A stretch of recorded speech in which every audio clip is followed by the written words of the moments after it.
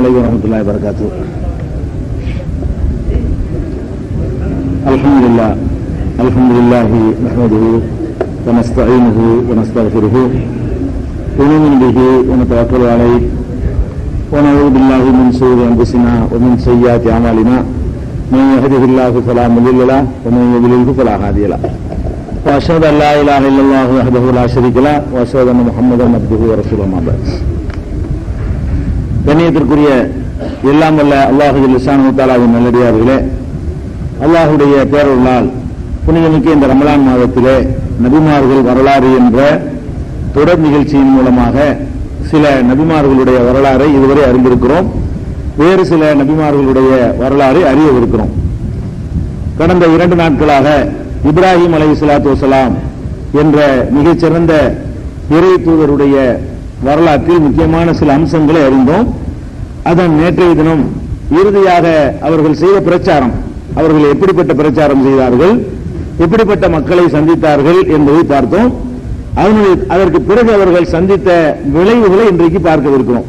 அதற்கு இடையில நேற்று ஒரு விஷயத்துக்கு குர்ஆனுடைய வசனம் சொல்லல, அதை 2 சகோதரர்கள் கேட்டாங்க, நம்பர் சொல்லாம விட்டாச்சு. என்ன வசனம்னு கேட்டா, அதாவது இப்ப நமக்கு இன்னைக்கு பிற மதத்தினுடைய அந்த ஒரு இப்ராஹிம் அலைஹிஸ்ஸலாம் சிலை உடைச்சார்னு சொன்னோம் இல்லையா, அது மாதிரி நம்ம செய்யலாமா என்றால் குர்ஆன் அது தடுக்குதுன்னு சொன்னோம். அதுக்கு நம்பர் சொல்லல, அது எந்த வசனத்துல இருக்குது அப்படின்னு கேட்டிருக்கிறாங்க. அது 22வது அத்தியாயம் 40வது வசனம், சூரத்துல் ஹஜ் 22வது அத்தியாயம் 40வது வசனத்துல அல்லாஹ் என்ன சொல்றான்னு கேட்டா, லவ்லா தஃபுல்லாஹி நாஸ பஅலஹும் பிபஅலின், மனிதர்களில் சிலர் மூலம் சிலரை இறைவன் தடுத்திருக்காவிட்டால் லஹுதிமத் ஸவாமிஉ வ பியஉன் வ ஸலவாத்துன் வ மஸாஜிது யுذ்கரு ஃபீ ஹஸ்முல்லாஹி கஸீரா, அதாவது யூத ஆலயங்கள், கிறிஸ்தவ ஆலயங்கள், இன்னும் ஏனைய வழிபாட்டு தலங்கள், அல்லாஹ்வுடைய பெயர் அதிகமாக நினைவு கூறப்படுகின்ற பள்ளிவாசல்கள் எல்லாமே தகர்க்கப்பட்டு போயிடும். மனிதர்களை கொண்டு இறைவன் மனிதர்களை தடுத்திருக்கல என்று சொன்னா எல்லாம் போயிடும். கோயிலும் போகும், பள்ளியாசலும், சர்ச்சும் போயிடும். அப்படிப்பட்ட நிலை கூடாது என்று திருமறை குர்ஆன் நமக்கு தடை செய்திருக்கிறதுனால இதுல போய் இப்ராஹிம் அலைஹிஸ்ஸலாத்தை நீங்க மாடலா எடுத்துக்கொள்ள கூடாது. நமக்கு தடுத்துட்டதுனால நாங்களும் இப்ராஹிம் அலைஹிஸ்ஸலாம் மாதிரி செய்வோம்னு சொல்லி கொடாலை தூக்கிட்டு போனோம்னா அது குர்ஆனுடைய கட்டளைக்கு மாற்றும். அதை வழங்கிக் கொள்ள வேண்டும். அதே மாதிரி பிற மதத்தவர்கள் கடவுளராக கருதக்கூடிய அவர்களை ஏசக்கூடாது என்ற கருத்து 6வது அத்தியாயம் 108வது வசனத்துல அதையும் நீங்க பார்க்கலாம். இந்த 2 வசனங்களை சான்றாக கொண்டு நமக்கு அது இல்லை என்பதை புரிந்து கொள்ள வேண்டும். சரி, நேற்றைய தொடர்ச்சியை பார்ப்போம். இப்ராஹிம் அலைஹிஸ்ஸலாத்து வஸ்ஸலாம் அவர்கள் அந்த சத்திய பிரச்சாரத்தை செய்தவுடனே அவர்களுடைய ரியாக்ஷன் என்னன்னு கேட்டா, அவருடைய எதிர் நடவடிக்கை என்னன்னு சொன்னா, காலு, அவர்கள் சொன்னார்கள், ஹர்ரிகுஹு, இவரை தீயிட்டு பொசுக்குங்கள். அவங்களோட உடனே கோபம் என்ன செய்யறாங்கன்னு கேட்டா, இது வேற எந்த நபிக்கும் சொல்லப்படாது. நீங்க வேற வேற நபியெல்லாம் பாத்தீங்கன்னா அடிங்க, உதைங்க, ஊரை விட்டு வரட்டுங்க, இப்படியான ஒரு தண்டனைகள் தான் அந்த சமுதாயம் கொடுத்துச்சு. இப்ராஹிம் நபிக்கு என்ன பண்றாங்கன்னு கேட்டா, அவர் செஞ்ச கடுமையான வேலை பண்ணிட்டார்ல, கடுமையான அட்டாக் பண்ணிட்டதுனால அவங்களுக்கு என்ன பண்றாங்க, ஹர்ரிகுஹு, அவரை தீயிட்டு பொசுக்குங்கள், ஒன்சுரு ஆலிஹத்தக்கும், உங்களுடைய கடவுளர்களுக்கு உதவுங்கள், அவரை கொளுத்தி உங்க கடவுளுக்கு எல்லாரும் உதவி செய்யுங்கள் என்று சொன்னார்கள். இன் குன்தும் ஃபாயிலீன், எதுவும் நீங்கள் செய்வதாக இருந்தால் இதைத்தான் நீங்க செய்ய வேண்டும் என்று அவர்கள் தங்களுக்குள்ளே முடிவெடுத்தார்கள் என்று இது 21வது அத்தியாயம் 68வது வசனத்தில் இருக்கிறது. இதே விஷயம் 37வது அத்தியாயம் 97வது வசனத்தில் அல்லாஹ் சொல்கிறான், காலுபுனு லஹு புன்யானன், தீயிட்டு பொசுக்குங்கள்னா அதாவது மண்ணெண்ணை ஊற்றிக்கிட்டே அப்படி பொசுக்கிறது இல்ல, அவருக்கு சொல்லி ஒரு பெரிய ஒரு குண்டத்தை அவருக்கு தயாரித்து ஃபால்கூஹு பில் ஜஹீம், அந்த நரக படுகொலியில் அவரை தூக்கி போடுங்க. தீயிட்டு பொசுக்கிறதுன்னு சொன்னா இப்ப இப்ப தற்கொலை தீக்குளிக்கிறான அந்த மாதிரி தீயிட்டு பொசுக்கிறது இல்ல, ஆலமலை நெருப்ப கொளுத்தி விடுறது இல்ல, தீயிட்டு பொசுக்குங்கள் அதுல சொன்னாங்க.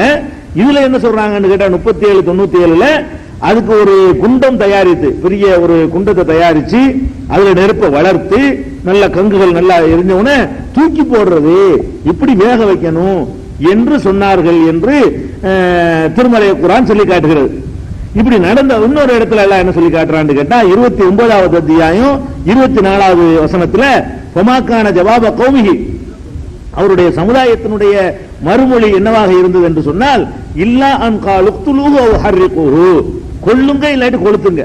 இவருக்கு செய்யற ஒரே வேலை என்னன்னு கேட்டா அவரை கொன்னுருங்க, இல்லைன்னா கொளுத்தி போடுங்க என்பதுதான் அவர்களுடைய பதிலாக இருந்தது என்று 29வது அத்தியாயம் 24வது வசனத்தில் சொல்லுகிறான்.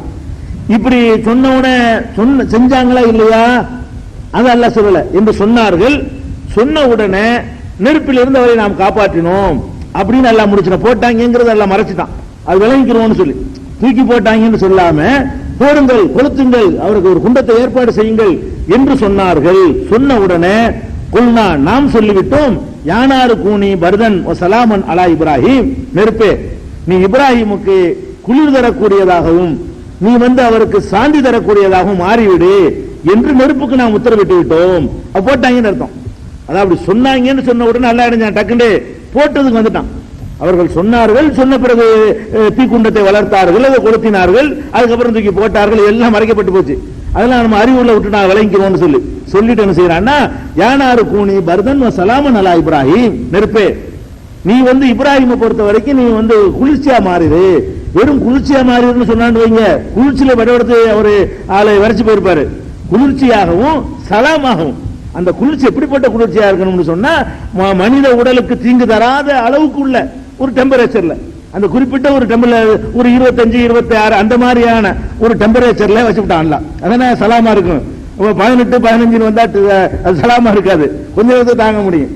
அப்ப அவருக்கு எப்படி ஆயிருன்னு பர்தம் சலாமன் அலா இப்ராஹிம், இப்ராஹிமுக்கு பர்தா குளிர்ச்சியாகவும் ஆகிவிடு, அதை சலாமாகவும் ஆகிவிடு, சாந்தி தரக்கூடியதாகவும் அவருக்கு கேடு தராத அளவுலையும் ஆகிவிடு என்று நெருப்புக்கு நாம் கட்டளையிட்டோம்.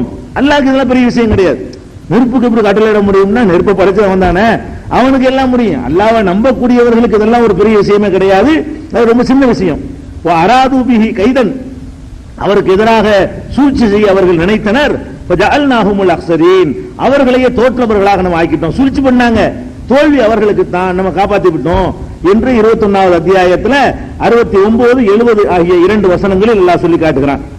இதே கருத்தை என்ன செய்யறான் 37 98 அராதுபிஹி கைதன், அவருக்கு எதிராக சூழ்ச்சி செய்ய நினைத்தனர்.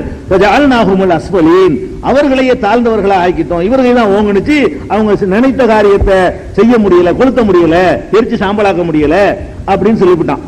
அதே மாதிரி 29 24 என்ன சொல்றான்னு கேட்டா, ஃபஅன்ஜாஹுல்லாஹு மினன்னார், அவரை நரகத்தில் இருந்து அந்த நெருப்பில் இருந்து இறைவன் காப்பாற்றி விட்டான்.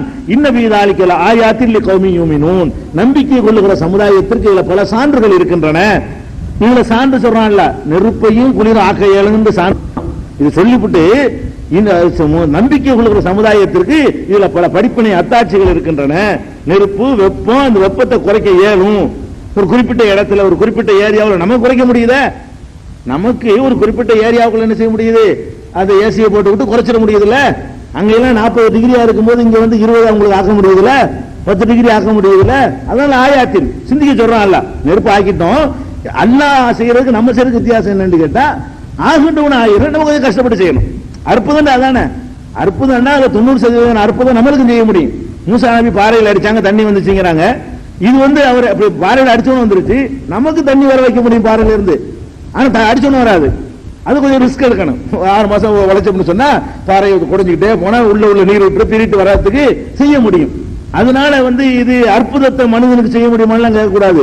அற்புதம் எதுன்னு கேட்டா ஆகுது, அதான் அற்புதம். ஆகுண்டவன் ஆகுது பாருங்க, அது உங்களுக்கு முடியாது.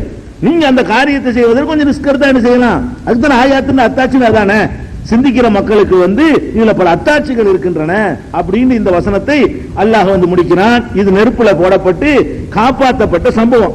இதுல என்ன பண்ணிட்டாங்கன்னு கேட்டா, நெருப்புலதி இப்ராஹிம் நபி புகழ்றோங்கிற பேர்ல நெருப்புலதிக்கு போட்ட உடனே மிகாயில் வந்தாராம். உத்தரவிடுங்கள், என்ன செய்யணுங்கிறீங்க, மழையை பொழிய வைக்கட்டுமா, ஒட்டி அணைச்சு போடுறேன் அப்படின்னு மிகாயில் அல்லாஹ் கேட்டானா. அதெல்லாம் தேவை கிடையாது, அதெல்லாம் முடியாது அப்படின்ட்டாராம். அனுப்பிவிட்டாராம், மழையெல்லாம் பெய்ய தேவையில்லை அப்படின்ட்டாராம். இப்படி அப்புறம் ஜிப்ரீல் வந்தாராம். என்ன செய்யணுங்கிற, எப்படி தலையில புரட்டி விட்டுட்டுமா, நெருப்பதிக்கு இப்படி புரட்டி தோசைகள் மாதிரி போட்டு விட்டுருமா, உங்களுக்கு ஒண்ணுமெல்லாம் ஆக்கட்டுமா அப்படின்ட்டாராம். அதெல்லாம் போய் வேலையை பார்த்துக்கிட்டு அப்படின்ட்டாங்க. அல்லாட்டையாவது கேளுங்களேன் அப்படின்னு சொன்னாராம் ஜிப்ரீல்.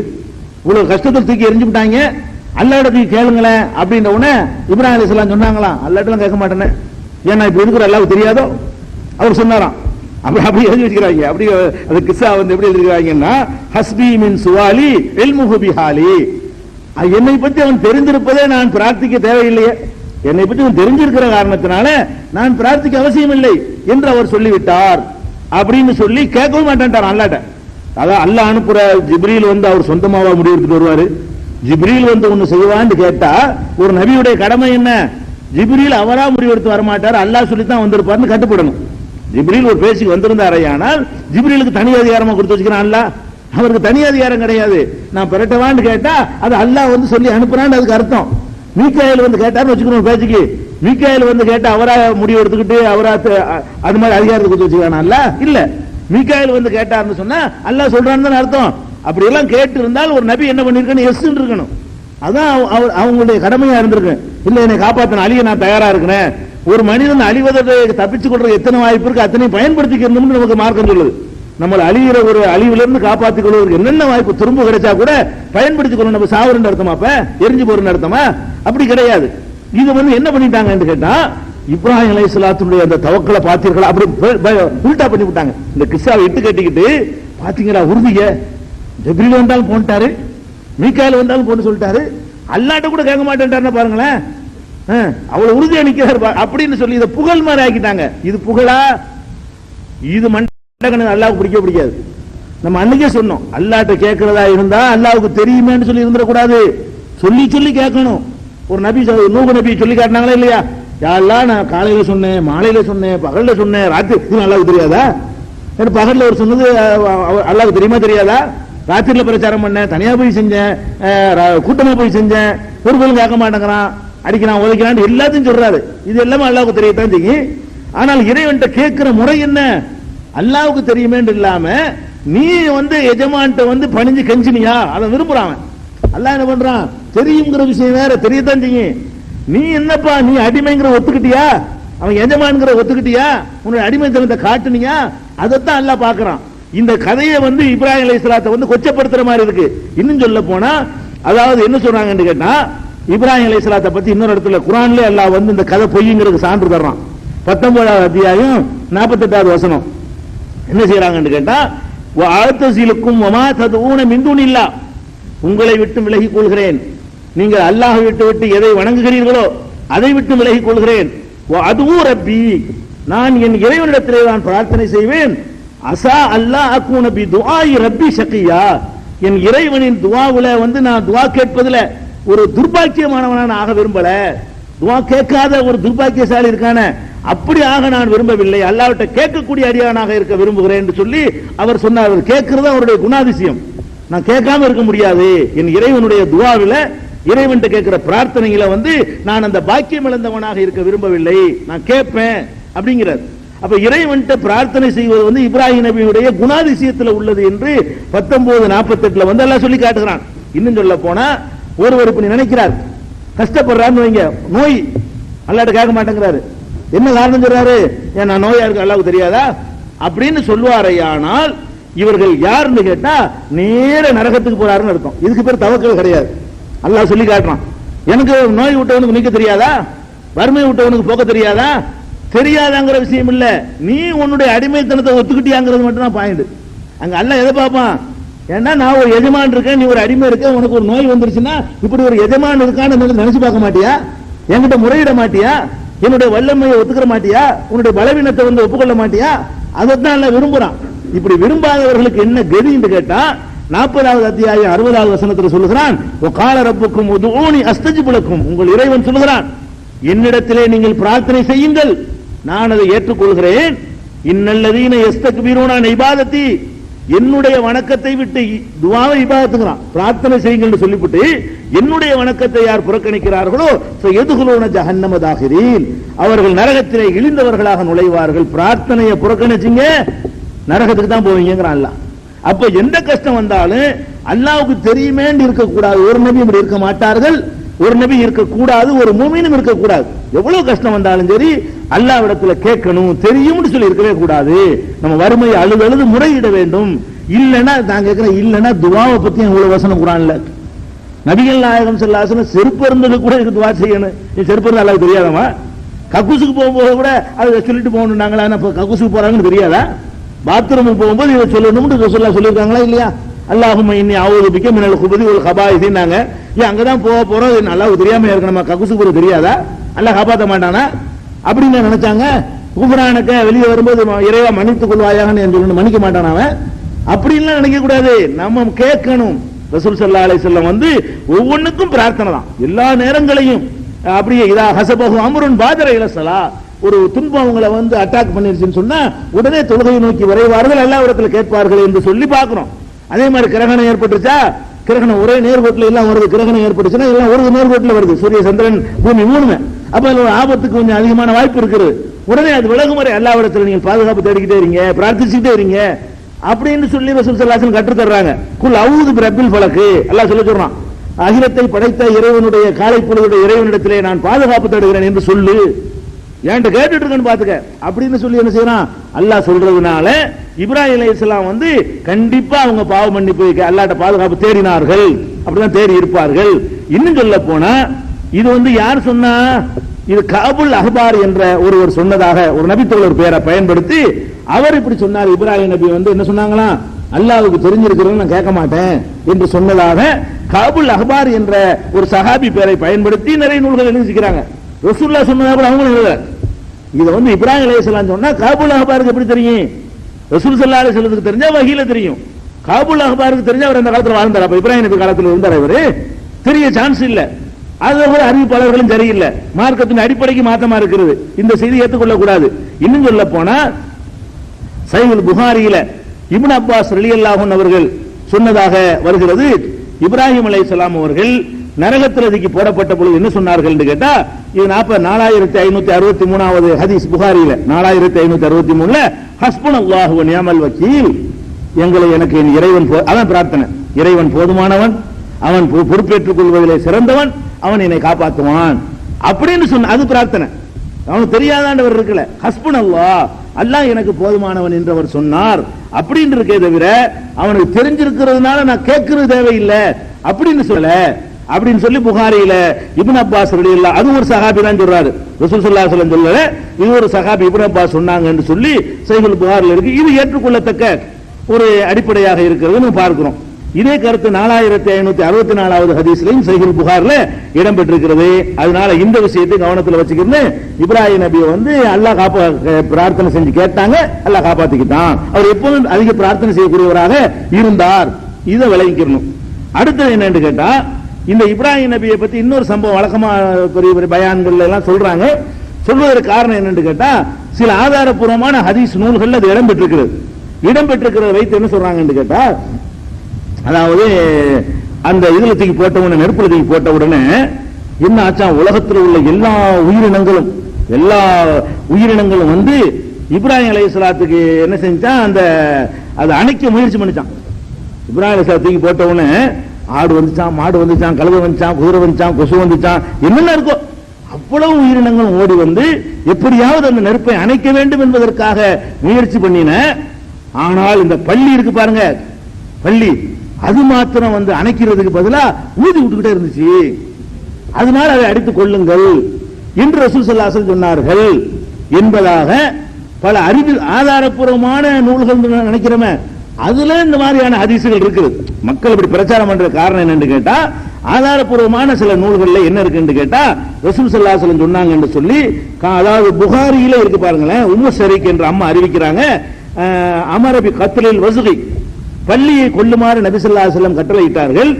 கான யன்ஃபுகு அலா இப்ராஹிம் அலைஹிஸ்ஸலாம், அது இப்ராஹிம் அலைஹிஸ்ஸலாத்துக்கு எதிராக ஊதி விட்டு கொண்டே இருந்தது, நெருப்பை வந்து அதிகமாகிக்கிட்டே இருந்தது அப்படின்னு சொல்லி நபி ஸல்லல்லாஹு அலைஹி வஸல்லம் சொன்னார்கள் என்று சொல்லி உம்மு ஷரீக் என்ற அம்மா அறிவிக்கக்கூடிய ஒரு ஹதீஸ் வந்து புகாரியில 3359வது ஹதீஸாக இடம்பெற்றிருக்கிறத பார்க்கிறோம்.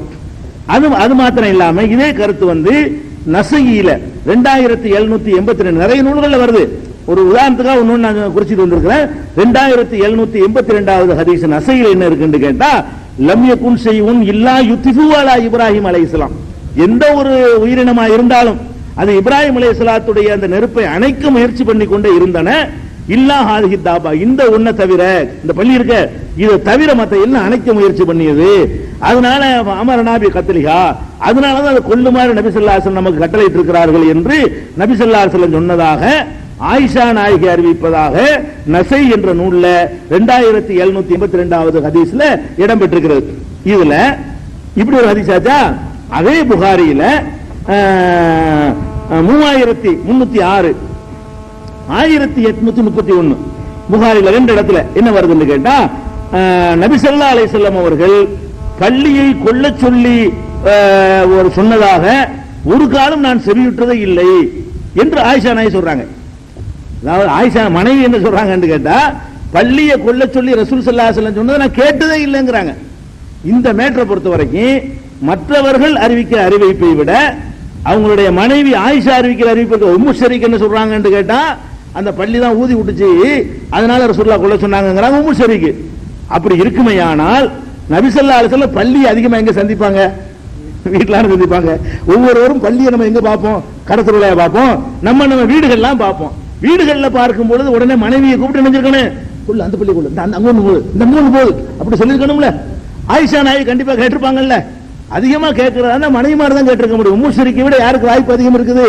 ஆயிஷா நாயகிக்கு அதிகமா வாய்ப்பு இருக்கு. வீட்டுல பள்ளி இருக்கும், பள்ளி இருக்கக்கூடிய வீடு குடிசை வீடு, ஓலையில தான் நல்லா பள்ளி வந்து தங்கி இருக்கும். அந்த மாதிரியான வீட்டுல வசிச்சுக்கிட்டு இருக்கிறாங்க. ஒரு நாளும் கேட்டது இல்லைங்கிறாங்க ஆயிஷா நாயகி. அதுவும் புகார்ல தான் இருக்குது. ரெண்டுமே புகார்ல இருக்கு. 3306வது ஹதீஸாகவும் 1831 இருக்குது. எப்படி இருக்குன்னா, லம் அஸ்மாஹு அமர பி கத்லிஹி, அதை கொல்ல சொன்னதாக நான் செவியுற்றதே இல்லை. பள்ளியை கொல்ல சொன்னதாக நபி ஸல்லல்லாஹு அலைஹி வஸல்லம் சொல்லி நான் கேள்விப்பட்டதே இல்லை என்று ஆயிஷா நாயகி சொல்றாங்க. இப்ப ஆயிஷா நாயகி சொல்வது உம்மு ஷரீக் சொல்வது ரெண்டுமே ஆதாரப்பூர்வமான நூல்கள்ல இடம்பெற்றிருக்கிறது. இதுல எதை நம்ம ஏற்றுக்கொள்வது குர்ஆனுடைய அறிவுரைகளுக்கும் வேற வேற போதனைகளுக்கும் சரியா இருக்குன்னு பாத்தீங்கன்னா, அல்லாஹ் குர்ஆன்ல சொல்றான் 16வது அத்தியாயத்துல 49வது வசனத்துல சொல்லி காட்டுகிறான், ஒலில்லாஹி யஸ்ஜுது மாபி சமாவாத்தி வ மாபில் அர்லி மின் தாபத்தின், வானங்களில் உள்ளவைகளும் பூமியில் உள்ள எல்லா உயிரினங்களும் அல்லாஹ்வுக்கு பணிகின்றன. மனுஷன் தான் எல்லாரும் பணிய மாட்டான். மற்ற உயிரினங்கள் எல்லாமே என்ன செய்யுது? அல்லாஹ்வுக்கு பணியக்கூடியது அதனுடைய கேரக்டர்.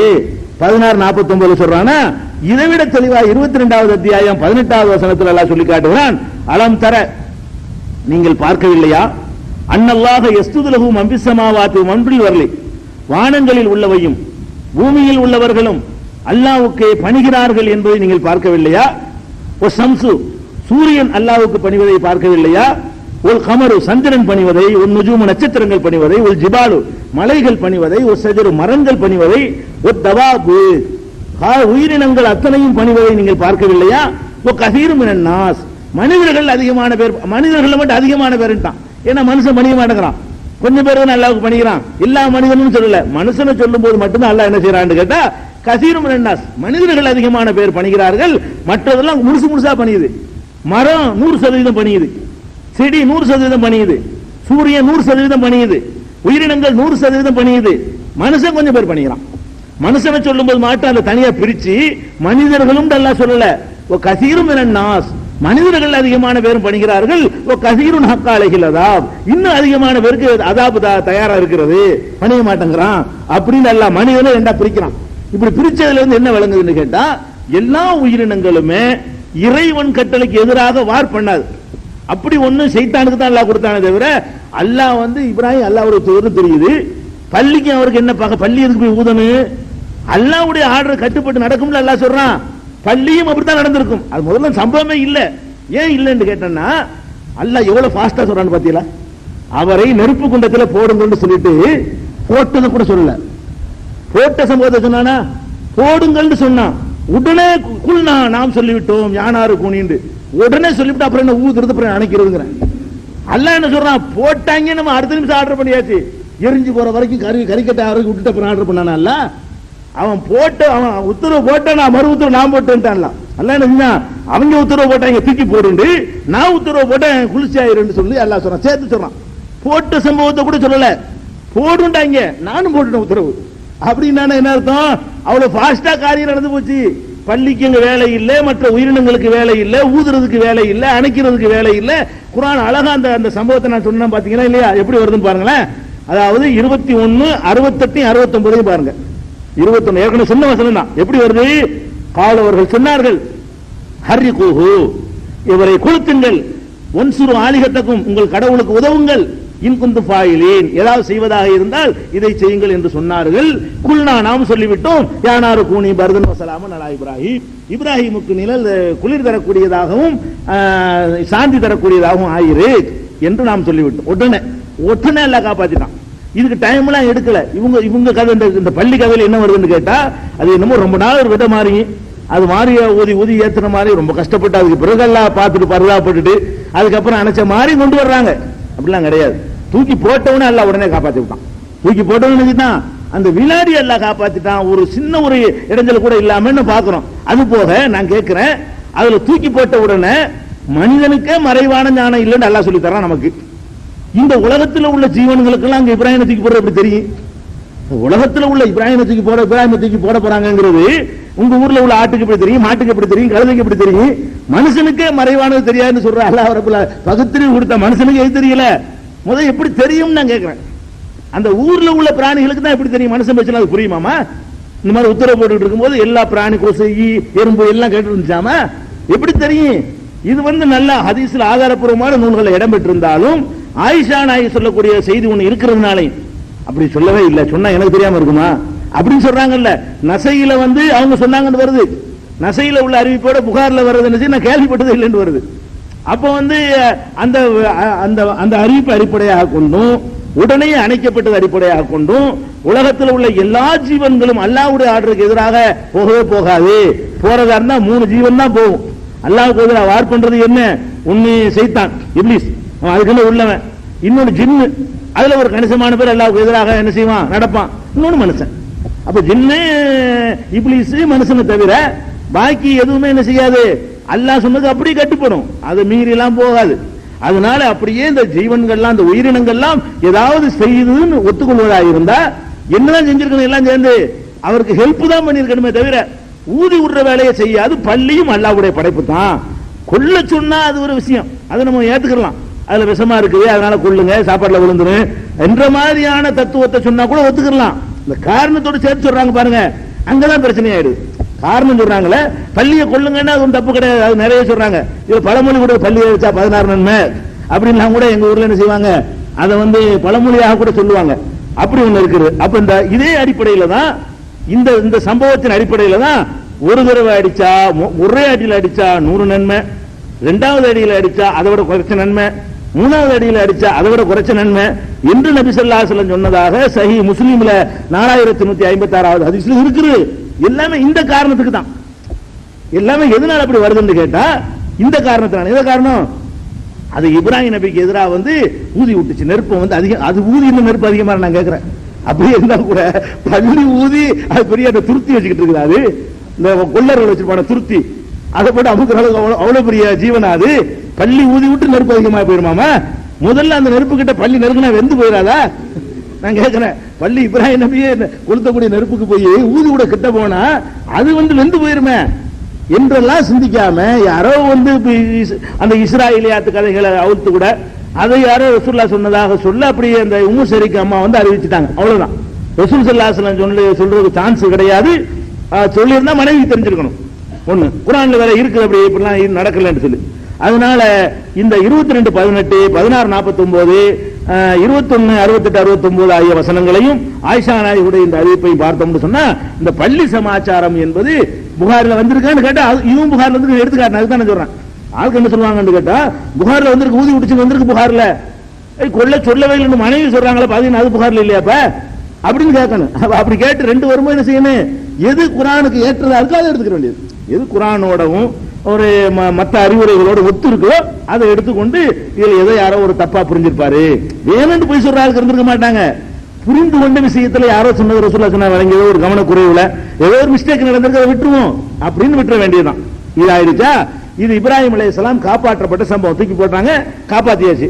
காப்பாத்தின பிறகுதான் நேற்று சொன்ன அந்த சம்பவம் நடக்குது. அந்த சம்பவம், அந்த இன்னொரு மன்னன் ஹிஜ்ரத் பண்ணி போனாங்க இல்லையா? சரி, இந்த ஊர்ல இருக்க முடியாது, இப்படி அநியாயம் பண்றாங்க, இனிமே காப்பாத்தினால அவ்வளவுதான் சொல்றான். நெருப்பு குண்டத்துல சின்ன ஆன பிறகு என்ன ஆச்சுங்கிறது சொல்லல. என்ன ஆச்சுன்னா அவர் ஊரை விட்டு போனார்னு வருது ஹதீஸ்ல. ஊரை விட்டு போயிட்டாருன்னா ஜிப்ரீலுக்கு வெளியே வச்சிருப்பாரு, அவங்க போய் பார்த்திருப்பாங்க, என்னமோ ஒரு வகையில காப்பாத்திருப்பாங்க, நமக்கு தெரிய சொல்லப்படவில்லை. நெருப்பு குளிர்ச்சி ஆக்கி விட்டான். அதுக்கப்புறம் குளிர்ச்சியா இருந்தா ஏறி வரலாமே, ஏன் ராத்திரி ஏறி கூட வந்திருப்பாரு. ஊரை விட்டுட்டு கிளம்பி போயிட்டாரு. யாரு போறா? 2 பேர் தான் போனாங்க. இவ்வளவு நெருப்புலதுக்கு எரியிற காலம் வரைக்கும் ஒருவர் வரல, 2 பேர் தான், புருஷன் பொண்டாட்டி 2 பேர் தான்.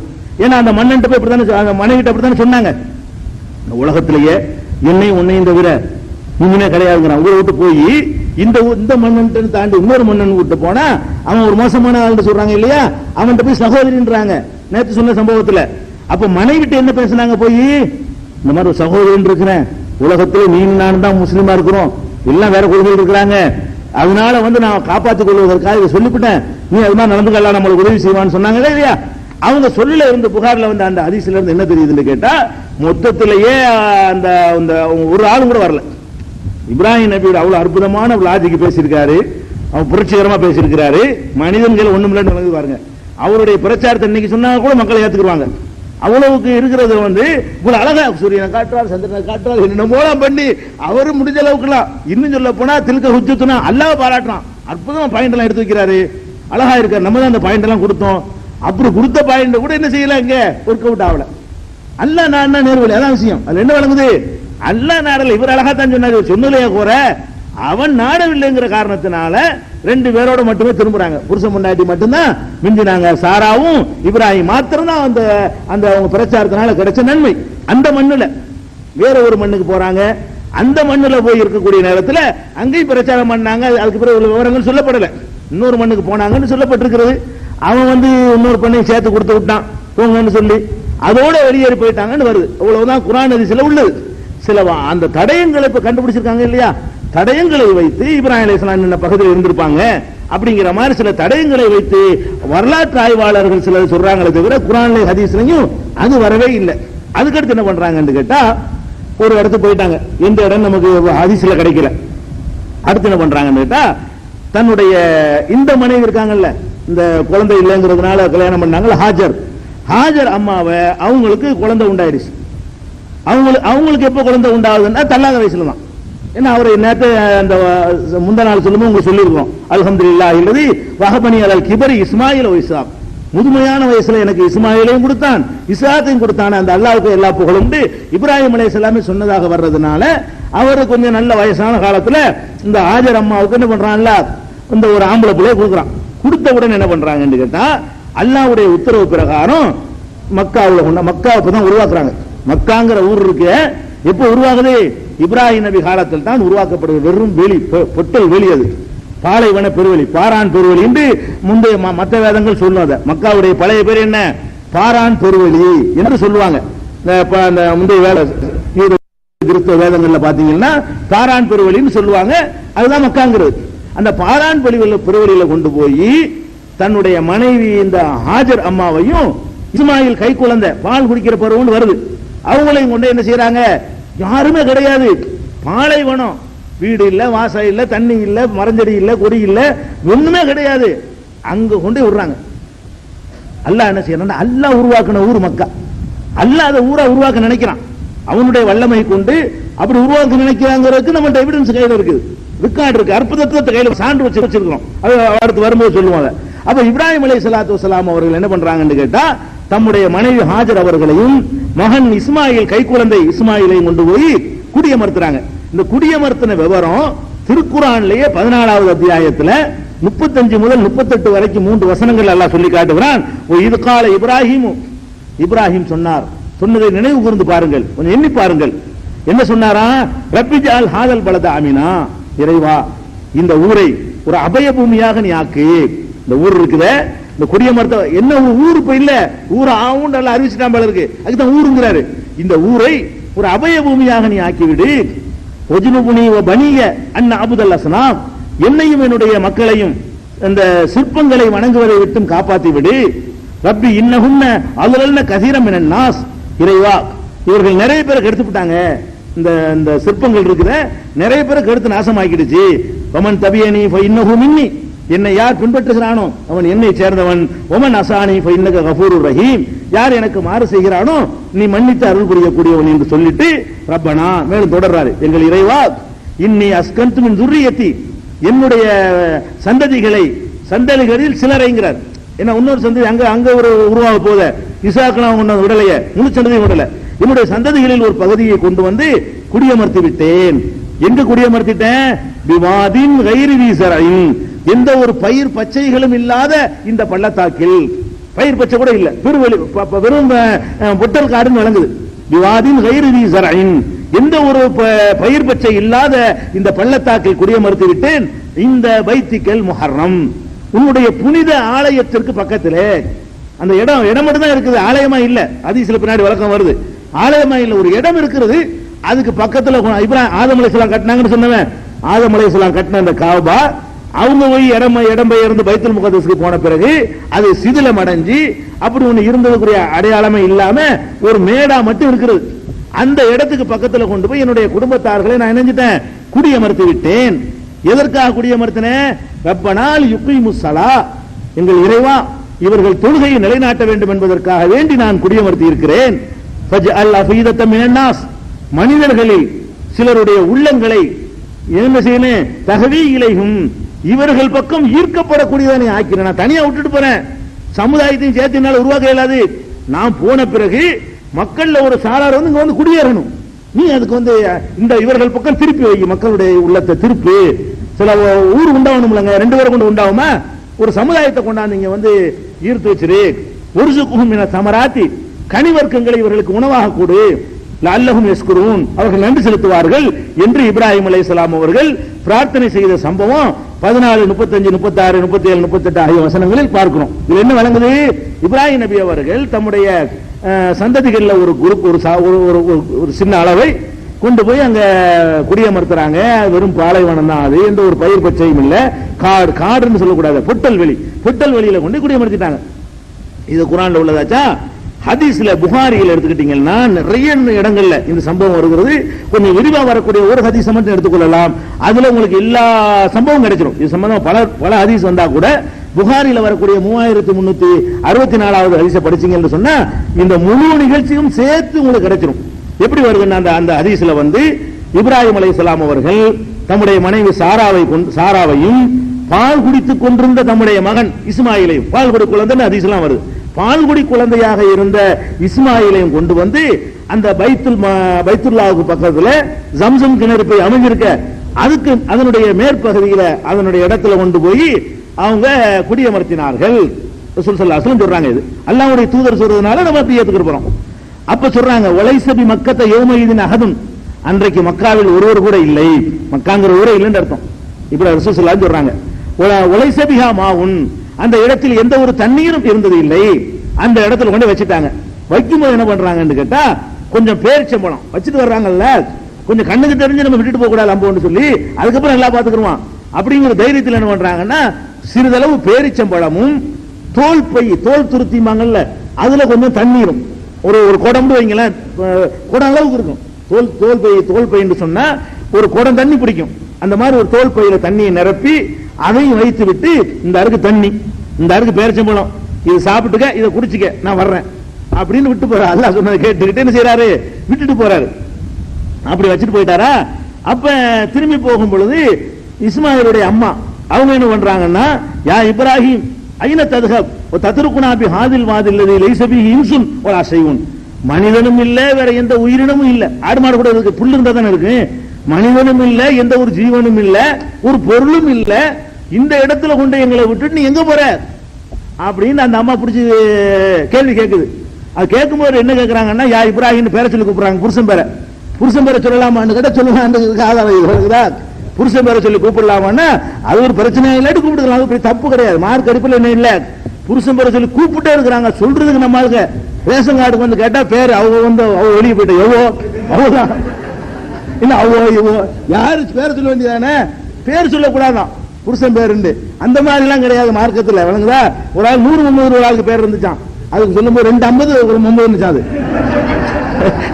100 சொல்லக்கூடாதுல, 100 முகமதுக்காக வேண்டி பேர் என்னன்னு கேட்டா 250 ஒரு முகமது. இப்படிலாம் நம்ம தமாஷா சொல்லுவாங்க. இது நெசம் இல்ல, பேர் சொல்றதுக்கு அவ்வளவுக்கு தயங்கக்கூடிய காட்சியை பார்க்கணும். இந்த அம்மா என்ன பண்றாங்க, அவ்வளவு பெரிய நபியை பார்த்துக்கிட்டு, யா இப்ராஹிமே ஐன ததுஹபு, எங்க போறீங்க நீங்க? தத்ருகுனா பி ஹாதில் வாதில் லதி லைஸ பிஹி இன்சுன் வலா ஷைஉன், இது மார்க்கத்தில் கூடாம இப்ராஹிம் தடுத்திருப்பாருன்னு புருஷன் பேர சொல்ற நீ. இப்ராஹிம் நபி தடுக்கலையில, இப்ராஹிம் நபி முன்மாறி இருக்குதுல, அது வழங்கிக்கிற வேண்டியதான். அதுக்கு அடுத்து என்ன பண்ற, இது திருப்பி திருப்பி அந்த அம்மா சொல்லுது. அவர் என்ன பண்றாருன்னா போய்கிட்டே இருக்கிறாரு. கூப்பிட்டா திரும்பி பார்க்கணுமா இல்லையா? அவர் மாட்டு போய்கிட்டே இருக்காரு. திரும்ப திரும்ப அந்த அம்மா இதே கேட்குது, எங்க விட்டுட்டு எங்க போறீங்க சொல்லுங்க. அப்ப சொல்லாம கூட்டு வந்திருக்காரு. கொண்டு இந்த இடத்துல விட போறேன்னு சொல்லாம ஒரு டிராவல் மாதிரி கூட்டிட்டு போய் விட்டு வர்றாருன்னு வழங்குறப்ப ஏதோ ஒரு இடத்துக்கு போற மாதிரி கூட்டிட்டு போய், ஒரு விருந்துக்கு போற மாதிரி கூட்டிட்டு போய் இனி இப்படிதான் அல்லாஹ் உத்தரவு போட்டிருக்காங்க. அப்ப அந்த அம்மா என்ன செய்யுது, திரும்பி திரும்பி போன உடனே அல்லாஹுல்லதி அமரக பிஹாதா, இப்படி அல்லாஹ் தான் உங்களுக்கு கட்டளை அதை சொல்லுங்க. விட்டுட்டு அந்த அந்த அந்த கேள்வி விட்டு வேற கேள்விக்கு வந்துருச்சு இந்த அம்மா. இப்படி அல்லாஹ் தான் உங்களுக்கு கட்டளையிட்டானா அப்படின்னு கேட்கும்போது மட்டும் அப்பதான் திரும்பி சொல்றாரு, ஆமா இப்ராஹிம் அலைஹிஸ்ஸலாம் செய்றாங்க, அல்லாஹ் தான் அப்படி கட்டளையிட்டான். அப்ப அந்த அம்மா சொல்றாங்க, அப்படின்னா எங்களை கைவிட மாட்டான் போங்க. அல்லாஹ் தான் கட்டளையிட்டான்னு சொன்னா ஓகே, நீ விட்டுட்டு போனது அதுதான் கேள்வி கேட்டுட்டு இருக்கிறேன். அல்லாஹ்வுடைய ஆர்டர் இப்படித்தானா, கவலை இல்லை, நீங்க வாட்டு போங்க, அல்லாஹ் இருக்கான் எங்களை பாத்துக்கிடுவான், அல்லாஹ் சொல்லித்தான் நீங்க விட்டுர்களே, ஆனால் அவன் எங்களை கைவிட மாட்டான் அப்படின்னு சொல்லிட்டு இப்ராஹிம் அலைஹிஸ்ஸலாம் போயிடுறாங்க. போன உடனே அந்த அப்பதான் வெளியே வந்து இந்த துஆவை செஞ்சாங்கன்னு ரசூலுல்லாஹ் சொல்றாங்க. ரப்பனா இன்னி அஸ்கந்து துர்ரியத்தி, என் குடும்பத்தை நான் வந்து குடியமர்த்திட்டேன், பயிர் பச்சை இல்லாத வெட்ட வெளியில சொன்னாங்களே துஆ, அந்த ஆயத்துல வந்துச்சு. அந்த துஆவை அப்பதான் செய்யறாங்க. விட்டுட்டு ஊரை விட்டு இந்த ஏரியா கடந்து கொஞ்சம் வெளியே வந்து அப்ப இறைவன் அந்த வார்த்தையை துஆ செய்தார்கள். அப்ப கூட ரஃப யதைஹி, இரு கைகளை உயர்த்தி பிரார்த்தனை செய்தார்கள் என்று ரசூலுல்லாஹ் சொல்றாங்க. துஆ செய்யும்போது கைகளை உயர்த்தணும் என்பதற்கும் இந்த ஹதீஸ்ல இருந்து நமக்கு ஆதாரம் கிடைக்குது. ஏன்னா இப்ராஹிம் அலைஹிஸ்ஸலாம் உயர்த்தி இருக்கிறாங்க. அதுல நமக்கு இப்ராஹிம் அலைஹிஸ்ஸலாத்து எல்லாத்தையும் முன்மாதிரி இருக்குது, பின்பற்றி ஆகணுமே, அது ஒரு ஆதாரத்துக்கு வச்சுக்கலாம். அதுக்கடுத்து என்ன ஆகுதுன்னு கேட்டா, எத்தனை நாளைக்கு தாங்க தண்ணி, ஒரு குடம் தண்ணி, கொஞ்சம் பேரிச்சம்பழம், ஒரு நாள் 2 நாள் 5 நாள் 10 நாள் முடிஞ்சு போச்சு. அது என்ன அளவு நமக்கு என்ன தெரியும், தண்ணீர் எவ்வளவு அளவுன்னு நமக்கு தெரியல, இருந்தது முடிஞ்சு விட்டது. அப்படிதான் ஹதீஸ்லயும் வருது, எத்தனை நாள்ல முடிஞ்சுன்னு வரல. தண்ணி முடிஞ்சவன அவங்களுக்கு கடுமையான தாகம், பால் ஊற்ற குழந்தைக்கு பால் கொடுக்கணும். அது குழந்தைக்கு பால் கொடுக்கறதுக்காக இவங்க சாப்பிட்டா தானே பால் கொடுக்க முடியும், தண்ணி வேணும்ல, தண்ணி சத்து இல்லாட்டி இப்படி பால் கொடுக்க முடியும். அப்ப அந்த மாதிரி இவங்களும் கடுமையான தாகம், குழந்தையும் தாகத்துல தடுமாறக்கூடிய நேரத்துல அப்பதான் என்ன பண்ணுதுன்னா அந்த அம்மா என்ன பண்ணுது, சஃபா, அது பக்கத்துல சஃபான்னு ஒரு மலை, இப்ப சஃபா மரம் மறைச்சு விட்டாங்க, போட்டு ஏசி ஆக்கி உங்களுக்கு வசதி ஆக்கி வச்சுட்டாங்க. இப்ப போனீங்கன்னா பார்க்க இயலாது. சஃபாங்கிற ஒரு மலை, ஒரு மலை, மலைன்னு சொல்லக்கூடாது, குன்று. மலைன்னா பெருசா இருக்கு, குன்றுனா சின்னதா இருக்கும்ல, அதுக்கு பேர் குன்றுமாங்க. சஃபாங்கிற ஒரு குன்று. இந்த அம்மா என்ன ஒரு தாகமான உடனே அந்த குன்றுக்கு மேல ஏறுது, கஷ்டப்பட்டு ஏறு. எதுக்கு குன்று மேல ஏறுதுன்னு கேட்டா, அவர் சுத்தி பார்க்கும்போது எங்கிட்டாவது ஒட்டக கூட்ட வியாபாரிகள் போவாங்க, அந்த பக்கம் போயிட்டு இருக்க தானே செய்வாங்க, யாராச்சும் தென்படுறாங்களாங்கிறதுக்காக வேண்டி அந்த குன்று மேல ஏறி எங்கேயாவது ஒட்டகங்கள் போகுதா, வணிக கூட்டங்கள் போறாங்களா, யாராச்சும் ஆறு வீடு மேய்ச்சிட்டு போறாங்களா, இப்படின்னு ஏதாவது மனித சஞ்சாரம் இருக்குதான்னு அறிந்து கொள்வதற்காக வேண்டி சபாங்கிற மலையில ஏறி பாக்குறாங்க. தாகத்துல ஒருத்தன் தென்படுவேன். அப்புறம் சபாவில இருந்து இறங்கி திரும்பி ஓடுறாங்க, மறுவாங்கிற அந்த தாகத்துல குழந்தை வர துடிக்குத.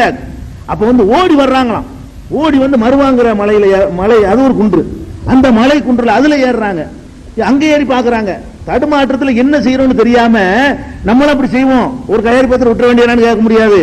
நமக்கு பிரச்சனை சால்வ வரைக்கும் நம்ம ஒரு பொருளை காணாக்கிட்டோம்னு வைங்களேன், ஒரு பொருளை கீழே விழுந்துருச்சு, ஒரு செயின் ஒரு 10 நகை விழுந்துருச்சுன்னு வைங்களேன், நீங்க என்ன செய்வீங்க, தேடிக்கிட்டே இருப்பீங்க, அங்க ஓடுவீங்க, அங்க ஓடுவீங்க, எங்க ஓடுவீங்க, மறுபடியும் போவீங்க, அங்கதான் தேடி தம்பி பார்க்க மாட்டீங்க, அங்க தேடி இங்க வருவீங்க, தோண்டி வந்து பார்த்து இங்க இல்லை, அங்கதான் இருக்குமோ மரம், அங்க போவீங்க, அங்க போய் மரத்தை கிடைக்கிற வரைக்கும் இந்த வேலை நடக்கும். அறிவுக்கு பொருந்தாது, ஆனா எல்லாரும் இப்படி செய்வோம். அறிவுக்கு ஒரு தடவை பார்த்தோன்னு விட்டுற வேண்டிய, ஒரு தடவை பார்த்தாச்சுல, அந்த இடம் பார்த்தாச்சு, இந்த இடத்தை பார்ப்போம், இதை பார்த்துட்டு விட்டு வரமாட்டோம், அங்கதான் கிடந்தாலும் கிடக்கும், இங்க நல்லா பார்த்து அங்கதான் இருக்கு, மனசு அப்படி சொல்லணும். அந்த மாதிரி தான் ஹாஜரா அந்த அம்மா ஒரு மனுஷத்துல உள்ள ஆள் தானே, அந்த சைக்காலஜி எல்லாத்துக்கும் உள்ளதுதான். அவங்க என்ன பண்றாங்க, இங்க இருந்து ஒருக்கா பார்த்துட்டு இல்லைன்னு முடிவு பண்ணி இறங்க வேண்டியதுதானே, அங்க இருந்து அங்க ஏறுறாங்க, மரம் ஓடி இங்க வர்றாங்க, எதுவும் தெரியல, மரம் அந்த குன்றுல மரம் ஏறுறாங்க, மரம் அந்த குன்று. இப்படியே அந்த அம்மா ஓடினது மொத்தம் 7 தடவை. 7 தடவை என்ன பண்ணுது அந்த அம்மா, சபாவில இருந்து மருவாவுக்கு, மருவாவில இருந்து சபாவுக்குமா ஓடிக்கிட்டு இருக்கும் பொழுது அப்பதான் ஒரு சத்தம் ஒண்ணு வருது. 7 தடவை போன உடனே ஒரு சத்தம் வருது. என்ன சத்தம், இறங்கி கீழே அப்படின்னு. யாரு தனக்குத்தான் சொல்றாங்களோ அப்படின்னு நினைச்சு கொண்டு பார்த்தா கீழே இறங்கி வந்தா அந்த இஸ்மாயில் அலைஹிஸ்ஸலாம் அவர்கள் குழந்தையா போட்டிருந்தாங்கல்ல, அந்த இடத்துல தண்ணி பொங்கிக்கிட்டு இருக்குது. தண்ணி பாலைவனத்திலிருந்து பொங்குகிற காட்சி என்ன செய்யறாங்க, பார்க்கிறாங்க. இதை நபி ஸல்லல்லாஹு அலைஹி வஸல்லம் சொல்லிக்கிட்டு வரும்பொழுது இடைமறிச்சு அவங்க விளக்கம் சொல்றாங்க. இப்ப நம்ம சஃபா மர்வாவில் ஓடுறோமே, அதுக்கு இதான் காரணம், இந்த அம்மா ஓடுனதுனாலதான் நம்மளே எல்லாம் ஓட சொல்லிவிட்டான். தொங்கோட்டன்னு ஓடுறாங்க பாருங்க, ஹஜ்ஜிக்கு போறவர்கள் சஃபாவுல இருந்து மர்வாவுக்கு வரணும், மர்வாவுல இருந்து சஃபாவுக்கு போகணும், அப்படி ஓடக்கூடிய ஒரு கடமை நமக்கு இருக்கிறது. வழங்குதா? அல்லாஹ்வே குர்ஆன்ல சொல்றான், இன்ன ஸஃபா வல் மர்வத மின் ஷஆயிரில்லாஹ். ஸஃபாவும் மர்வாவும் அல்லாஹ்வுடைய சின்னங்கள். என்ன லேசப்பட்ட விஷயமா இது? நீங்க இருப்பீங்களா? பொம்பளை விட்டுருங்க, காட்டுல கொண்டு உங்களை கொண்டு 2 பேரிச்சம்பழத்தையும் ஒரு கிளாஸ் தண்ணி தந்தா இருப்பீங்களா? நீங்க பயந்து செத்து போயிட மாட்டீங்க? நான் செத்து போயிருவேன். அப்ப இந்த அம்மா எவ்வளவு தைரியம் பாத்தீங்க? பொம்பளையா இருந்துகிட்டு கொஞ்சம் கூட குழந்தை கை குழந்தை வச்சுக்கிட்டு கொஞ்சமாச்சும் பயம் இருந்துச்சா? கொஞ்சம் கூட. அந்த காலத்துல பேய் பிசாசெல்லாம் நம்பினா மனுஷன், இந்த காலத்துல இல்லைன்னு ஆயிடுச்சுன்னு வைங்க. அந்த காலத்துல இருட்ட கண்டா பேய் தான். அப்படி உலகமெல்லாம் நம்பிக்கிட்டு இருக்கிற ஒரு பயங்கரமான கால, லைட் இல்ல, வெளிச்சம் கிடையாது, ஒண்ணும் கிடையாது. அட நிழலுக்கு, அந்த கொடுமையான வெயில்ல இருந்து காப்பாத்திக்கிற நிழலுக்கு ஒரு மரம் இருக்குதா? ஒண்ணும் இல்ல. இப்படியான ஒரு இடத்துல கொண்டு போய் விட்டா அது லேசுப்பட்ட தியாகமா? அதை மதிக்கிறான் அல்லாஹ். இப்ராஹிம் குடும்பத்துக்கு, இப்ராஹிமுக்கு அருள் புரிந்த மாதிரி கேட்காம எப்படி கேட்கிறோம்? இப்ராஹிமுடைய குடும்பத்துக்கு அருள் புரிந்த மாதிரி கேட்கிறோமே. இதான் குடும்பத்துக்கு செஞ்சாரு. அவர் குடும்பம் சம்பந்தப்பட்ட ஒரு காரியத்தை நமக்கு கியாமத் நாள் வரைக்கும் நல்ல கடமையை விட்டான் பாருங்க. அந்த அம்மா ஓடுனது நீ ஓடுன்ட்டான். எதுக்கு ஓடுறோம்? அது ஓடுறதுல ஒண்ணும் இல்ல, தியாகம். அந்த மாதிரி நாங்கள் இறைவனுக்கு நாங்களும் தியாகம் செய்வோம், அந்த தியாகத்தை போற்றுகிறோம், தியாகத்தை மதிக்கிறோங்கிறதுக்காக வேண்டி அதற்குத்தான் நாம் ஓடுகிறோம் என்று இதே ஹதீஸ்லயே, இந்த தொடர்லயே நபிகள் நாயகம் ஸல்லல்லாஹு அலைஹி வஸல்லம் சொல்றாங்க. அப்படி அந்த சபா ஓடி வந்தால் அங்க ஒரு மலக்கு அந்த நீருற்றை ரெக்கையினால் அடித்து உண்டாக்குறார் அப்படின்னு இருக்கிறது. இன்னொரு ஹதீஸ்ல 3365வது ஹதீஸ்ல அதுல என்ன வருதுன்னா, இதுக்கு அடுத்த ஹதீஸ்ல மலக்கு பேர் ஜிப்ரீல் வருது. ஜிப்ரீல் தான் அதை தோண்டினாரு, ஜம்சம்ங்கிறத தூண்டினார்னு வருது. தண்ணி வந்தவுடனே ஆச்சரியம், ஆச்சரியம், உண்மையில ஆச்சரியம் தானுங்க. அன்னைக்கு மட்டும் ஆச்சரியம் இல்ல, 20ஆம் நூற்றாண்டுல இது ஆச்சரியம். என்ன ஆச்சரியம்? அந்த கிணறு, பாலைவனத்துல கிணறு, அந்த கிணத்துல தண்ணீர் பொங்கி வருது. இன்னைக்கு 20 லட்சம் மக்களுக்கு சப்ளை ஆகுது. ஒரு கிணத்து தண்ணி 20 லட்சம் பேருக்கு சப்ளை பண்ணுவீங்களா? 20 லட்சம் பேர் ரமலான்ல போய் பாத்தீங்கன்னா ஹஜ்ஜை தாண்டி கூட்டம் வரும். ஹஜ்ஜை விட அதிகமா இருக்கு ரமலான்ல உம்ரா செய்வதற்காக வேண்டி 20 லட்சம் மக்கள் குடிச்சுக்கிட்டே இருக்கிறாங்க, குறையில. சப்ளை பண்ணுதுங்க. குடிச்சாலும் பரவாயில்லைங்க, தின்னுட்டுனா எடுத்துட்டு வர்றான். குடிச்சிட்டு வர்றது பார்த்தாம தின்னுட்டுனா எடுத்துட்டு வர எங்க வர கொண்டு வர்றான். அப்ப குடிக்கிறதுக்கெல்லாம் போக அந்த காலத்துல என்ன பண்ணாண்டா, கொஞ்ச காலத்துக்கு முன்னாடி மற்ற வேலைகளுக்கு எல்லாம் யூஸ் பண்ணிக்கிட்டாங்க. தண்ணி இல்லாத இப்ப வேற வாய்க்கால்லாம் வேற தண்ணி எல்லாம் வந்துருச்சு. மற்ற வேலைன்னா என்ன, பாத்ரூம் போறது, மற்ற விஷயம் எல்லாத்துக்குமே அதை யூஸ் பண்ணாங்க. அப்போ அது குறையல. அப்ப கூட என்ன செய்யல, அந்த தண்ணீர் வற்றவில்லைங்கிறது இன்னைக்கு ஒரு ஆச்சரியமா இருக்குது. அதை விட பெரிய ஆச்சரியம் என்ன தெரியுமா? அது இறைவனுடைய அற்புதம் தாங்கிறதுக்கு அது இப்ராஹிம் நபிக்கு தான் உண்டானது, அதிசயமா உண்டான ஊர் தான் என்பதற்கு கண்ணுக்கு முன்னாடி உள்ள ஆதாரம் என்னன்னு கேட்டா, அந்த தண்ணீர் கெட்டு போகாம இருக்குல்ல. ஹஜ்ஜிக்கு போயிட்டு வர்றாங்க, 20 வருஷத்துக்கு மூத்த போவாரு, ஒரு பாட்டில் வச்சுக்கிறாரு. மார்க்கத்தில் அப்படி சட்டம் இல்ல, மார்க்கத்தில் அப்படி சட்டம் கிடையாது. ஆனா ஹஜ்ஜிக்கு போறவர்கள் என்ன பண்றாங்க, அந்த தண்ணியை ஊத்தி குளிப்பாட்டணுமா கொஞ்சம். அதுக்காக வேண்டி மூத்தா போனா என்ன செய்யணும், அந்த தண்ணியை நம்ம மேல வச்சு குளிப்பாட்டுங்கிறதுக்காக வேண்டி கொஞ்சம் ரிசர்வ் பண்ணி வச்சுக்கிடுவாங்க. அந்த தண்ணி 20 வருஷத்துக்கு பிறகு ஒரு புழு பூச்சி இருக்காது. நீங்க மினரல் வாட்டர் கூட பிடிக்காது. மினரல் வாட்டர் கூட அதுல கேரண்டி போட்டிருப்பான், டைம் போட்டிருப்பான், அது எக்ஸ்பைரி டேட் போட்டிருப்பாங்க. மினரல் வாட்டர் கூட அது என்ன 3 மாசம் நிக்குமா 6 மாசமா ஒரு கணக்கு வச்சிருக்கான். அதுக்கு மேல அங்கேயும் வந்துடும் புழு. 20 வருஷம் ஆனாலும் புழு வராது. குளோரின் எல்லாம் போட மாட்டான், அங்கேயும் குளோரின் போட மாட்டான், அங்க எந்த மெடிசன் கலக்க மாட்டான். உங்களுக்கு தர்ற டப்பாவிலையும் பாட்டில் வச்சாலும் 20 ஆண்டுகளுக்கு ஒரு தண்ணீர் கெடாம இருக்கிறத கண்ணுக்கு முன்னாடி பாக்குறோமே, பாக்குறோமா இல்லையா? அதை நாங்க டெஸ்ட் பண்றதுக்காக இப்பதான் வாங்க விட்டுருங்க. 10 லிட்டர் சுத்தமானது வேணும்னு சொல்லி லேபிளை கொடுத்து டெஸ்ட் பண்ண போறேன் சார். அது ஆர்டிகல் எழுதுறதுக்காக வேண்டி அதை வாங்கி வச்சிருக்கிறேன் சார். அந்த லேபிளை கொடுத்தால் என்னென்ன இருக்குங்கிறது நம்ம என்ன செய்ய போறோம், அதற்கான ஒரு முயற்சிக்காக வேண்டி தண்ணி வரக்குள்ள வச்சிருக்கு, வந்திருக்குது. இதை பார்க்கும்போது அவன் அந்த அதுக்கு ஒரு ரிஸ்க் எடுக்கணும் இன்ஷா அல்லாஹ். அப்ப என்ன சொல்றோம்னு கேட்டா, அந்த ஜம்சம்ங்கிற தண்ணீரை பத்தி ரசூல் ஸல்லல்லாஹு அலைஹி வஸல்லம் சொல்றாங்க, இந்த அம்மா கொஞ்சம் அவசரப்பட்டுருச்சு. யாரு? பாத்திமா, இஸ்மாயிலுடைய அம்மா இருக்காங்களா, ஹாஜர் அம்மா, பேசாம தோல் துருத்தி வச்சிருந்தாங்கல்ல, குடம், தோல் குடம், அதுல அள்ள ஆரம்பிச்சுட்டா. தண்ணியை கண்டவுன அல்லாம இருந்துச்சுன்னா அல்லாஹ் என்ன பண்ணிருப்பான், அது பெரிய ஊட்டம் ஆறாக ஆக்கியிருப்பான், பொங்கி ஓடிக்கொண்டே இருந்திருக்கும். அந்த அம்மாவுக்கு அல்ல அருள் புரியட்டு கொஞ்சம் அவசரப்பட்டாங்க. அதை ஒரு விமர்சிக்கும் போது ரசூல் ஸல்லல்லாஹு அலைஹி வஸல்லம் பண்றாங்க, ரஹிமல்லாஹு உம்ம இஸ்மாயில், இஸ்மாயிலுடைய அம்மாவுக்கு அல்ல அருள் புரியன்னு கொஞ்சம் அவசரப்பட்டாங்க. அவசரப்பட்டு மாத்திரம் கொஞ்சம் எடுத்து சேமிக்க நினைச்சிட்டாங்கல்ல.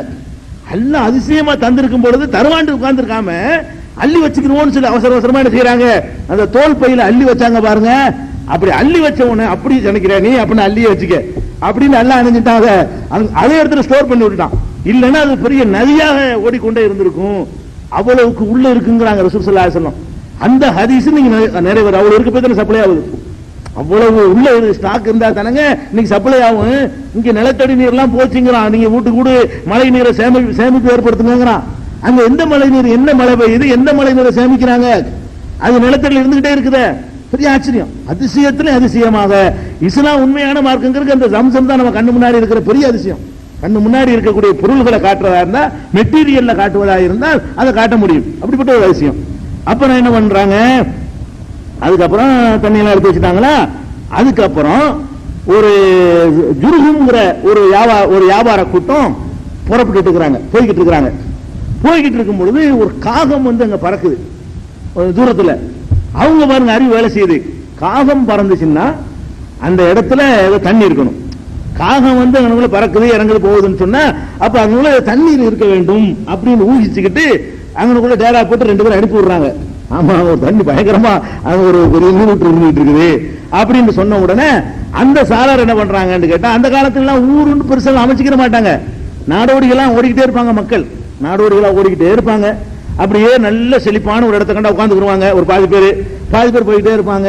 இன்னொரு செழிப்பானதை கண்டா அப்படிதான் நடந்துகிட்டு. நம்ம வாத்து பண்ண செம்மறியாட்டு பண்ண இருக்குல்ல, அப்படிதான் மனுஷன் பண்ண இருந்துச்சு அந்த காலத்துல. அவளுங்கதா அப்படி ஓடிக்கிட்டே வந்தவங்க என்ன பண்ணிட்டாங்க, இதை கண்டவுடனே ஆஹா, தண்ணிக்கு பறிச்ச பாலைவனத்துல தண்ணியா, இவ்வளவு அழகான தண்ணியா அப்படின்னு சொல்லி அங்கே நாங்க தங்கிக்கிறோம் அப்படின்னு அம்மாட்ட அனுமதி கேட்கிறாங்க. அவங்க என்ன பண்றாங்க, நல்லா தங்கிக்கிறங்க, தண்ணிக்கு நான் தான் உரிமையாளர், என்னை தான் எடுக்கணும் அப்படின்னு சொல்லி அந்த அம்மா சொன்ன உடனே அவங்க ஒத்துக்கிட்டாங்க.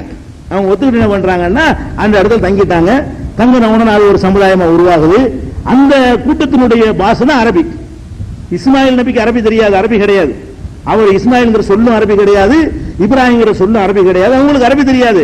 அந்த ஹதீஸ்ல என்ன வருதுன்னு கேட்டா, அவர்களிடம் இருந்துதான் இஸ்மாயில் அலைஹிஸ்ஸலாம் அவர்கள் அரபு மொழியையும் கற்றுக்கொண்டார் அப்படின்னு சொல்றாங்க ரசூல் ஸல்லல்லாஹு அலைஹி வஸல்லம்.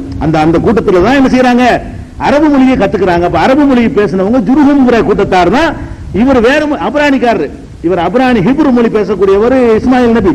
அவங்க என்ன பண்றாங்க, அந்த கூட்டம் எல்லாம் அரபு பேச கூட்டமா இருந்தவன இவங்களும் அந்த பாஷையை அப்படி மாத்திக்கிட்டு இவங்களும் எங்க அம்மாவும் அப்படி அரபு மொழி பேசக்கூடியவர்களாக மாறிக்கொண்டார்கள் என்று ரசூல் ஸல்லல்லாஹு அலைஹி வஸல்லம் இதையும் சொல்றாங்க. அதுக்கப்புறம் என்ன ஆச்சுன்னு கேட்டா, அவர் ஒரு சப்பல் குலாமும் அரபியத்தை மின்ஹும், அவங்கள்ல இருந்து அரபு மொழியை கத்துக்கிட்டாரு.